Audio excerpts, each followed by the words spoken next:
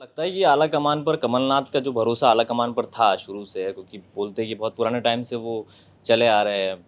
तो इस बीच में 2020 में जब सिंधिया जी गए थे, उसके बाद ये घटना और घटी थी कि वो चर्चा होने लग गई थी कि कमलनाथ जी बीजेपी में जा रहे हैं। सज्जन सिंह वर्मा की भी खूब बयान आया। तो अभी भी उन पर भरोसा उस तरीके का होगा? देखिए, कुछ चीज़ें राजनीति में मजबूरी से होती हैं और ये मैं फिर आपसे बताऊँगा कि देखिए, जब भी कोई राजनीतिक दल संकट में होता है तो वो 2 फाड़ हो जाता है, 3 फाड़ हो जाता है, 4 फाड़ हो जाता है। कांग्रेस में आप देखिए 67 में पहली बार गैर कांग्रेस सरकारें बनी तो 69 में स्प्लिट हो गया। यही स्थिति इमरजेंसी के बाद इंदिरा गांधी का जो 77 में हुआ, 2 तिहाई 3 चौथाई लोग कांग्रेस छोड़ के चले गए। 14 के बाद एक बड़ा दिलचस्प बात हुई है, एक चर्चा का अलग विषय है कि कांग्रेस में कोई 2 फाड़, 3 फाड़, 4 फाड़ नहीं हुआ। अलग-अलग समय में अपनी लोग अपनी स्वेच्छा से, अपनी सुविधा से करीब 150 मेरे पास पूरे उनके नाम रखे हुए हैं, 150 लोग कांग्रेस पार्टी को समय-समय छोड़ के गए।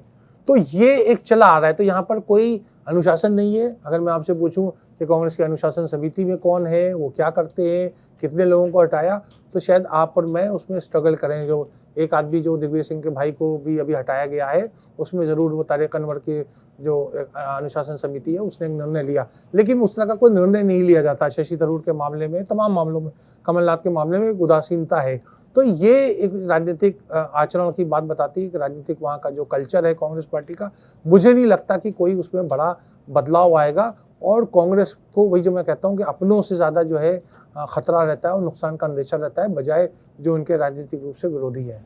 मेरा एक सवाल और है सर, छोटा सवाल है कि अभी हाल ही में ज्योतिरादित्य सिंधिया के बेटे महान आर्यमन मध्य प्रदेश क्रिकेट एसोसिएशन जी, के जी। अध्यक्ष बने। तो विपक्ष का भी आरोप था कि यहीं पर ये देख लीजिए कि परिवारवाद का आरोप लगा रहे थे। उसी पर दिग्विजय सिंह से भी सवाल किया गया था। तो दिग्विजय सिंह ने साफ कह दिया कि कहाँ पर परिवारवाद नहीं है, पत्रकारों में भी है, प्राइवेट सेक्टर में भी है, यहाँ भी है। ठीक है, उनकी मजबूरी होगी कि उनके बेटे भी विधायक है। तो आप इसे कैसे देखते हैं कि हाँ, ये परिवारवाद है? आप मतलब मध्य प्रदेश की उस पे कैसे देखते हैं कि वहाँ के जो युवा हैं, उनमें से कोई निकल के आता है जो क्रिकेट खेलता, और ये इन्होंने क्रिकेटर भी नहीं है और इस तरीके से डायरेक्ट अगर उनका चुनाव होता है। देखिए, क्रिकेट और राजनीति का भी बड़ा करीबी रिश्ता रहा है और उसके बहुत सारे उदाहरण दिए जा सकते हैं। समय के अभाव से मैं वो बातें सब नहीं दोहराऊँगा। बात तो देखिए, माने या ना माने, कोई भी जो कहे, दिग्विजय सिंह ज़रूर सिंधिया परिवार के प्रति बड़ा उदार हृदय अपना सकते हैं, लेकिन राजनीतिक रूप से उन्हें जो कहना चाहिए था वो ये कि जो ज्योतिरादित्य सिंधिया के जो बेटे हैं, महान आर्यन सिंधिया, उनका एक चोर दरवाजे से राजनीतिक रूप से एक एंट्री है और वो राजनीति में आना कांग्रेस के लिए तो अब वो विषय नहीं रहा। कांग्रेस केवल उस पर टिप्पणी कर सकती है, उसका मजाक, आलोचना या स्वागत करे। लेकिन सबसे बड़ी समस्या तो भाजपा की है कि वो जो कैलाश विजयवर्गीय जो इंदौर के बड़े महत्वपूर्ण नेता थे, 2 बार ज्योतिरादित्य सिंधिया के खिलाफ उन्होंने चुनाव भी लड़ा, एमपीसीए का, मध्य प्रदेश क्रिकेट एसोसिएशन का।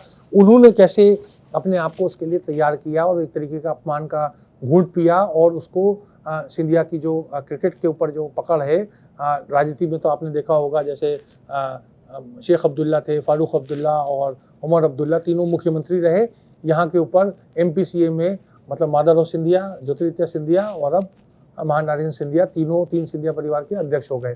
तो ये भाजपा के लिए ज़रूर एक पेचीदा प्रश्न है। मुझे लगता है कि ज्योतिरादित्य सिंधिया एक राजनीतिक रूप से अभी अपने बेटे को सक्रिय राजनीति में हो सकता है ना ला पाएँ या ना ला पा रहे होंगे, तो एक मौका देखा कि वो एमपीसीए के ज़रिए, क्रिकेट के ज़रिए वो आ गए और वहाँ पर उन्होंने भी कुछ कॉम्प्रोमाइज़ किया है।